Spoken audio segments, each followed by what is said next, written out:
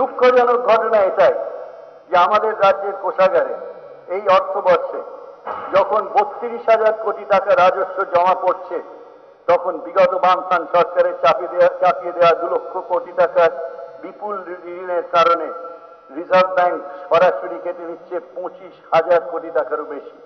কেন্দ্রীয় সরকার পরোক্ষে এই বিপুল পরিমাণ ঋণের বোঝাকে ক্রমশ বৃদ্ধিতে প্রশ্রয় দিয়েছিলেন। তার বিস্তারিত বিবরণ আমি গত বছরে দিয়েছিলাম।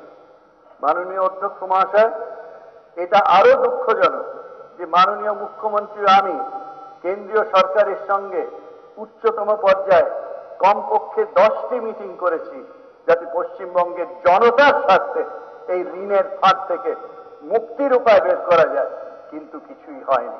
এই ঋণ উপশমের সুযোগ 2010-11 যেহেতু আমরা FRBM লাগু করলাম, আগে করিনি কারণ স্বল্প সঞ্চয়টা ওরা নেয়নি বলে, তার সম্পূর্ণ সুবিধা পাচ্ছেন এই সরকার, সেটা বলছেন না কেন? 8,750 কোটি টাকার বিশেষ অনুদান আমরা কখনো পাইনি। রিজার্ভ ব্যাংকের তথ্য অনুযায়ী ওই যে বছরে সবচেয়ে বেশি কেন্দ্রীয় অনুদান পেয়েছেন এই সময় এই রাজ্য সরকার 2011-12 থেকে সবচেয়ে বেশি অনুদান পেয়েছেন এই সরকার, কোন সরকার পাননি, উত্তরপ্রদেশ ছাড়া। বলে অল্প একটু বেশি পেয়েছে, কিন্তু উত্তরপ্রদেশের জনসংখ্যা আমাদের চেয়ে দ্বিগুণেরও বেশি, খুব অল্প বেশি পেয়েছে।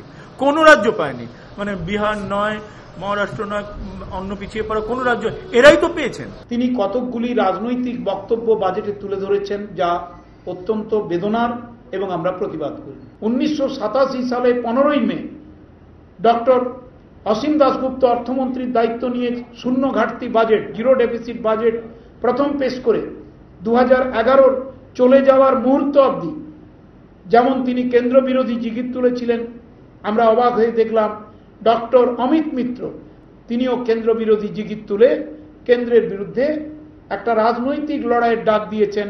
এটা ঠিক নয়।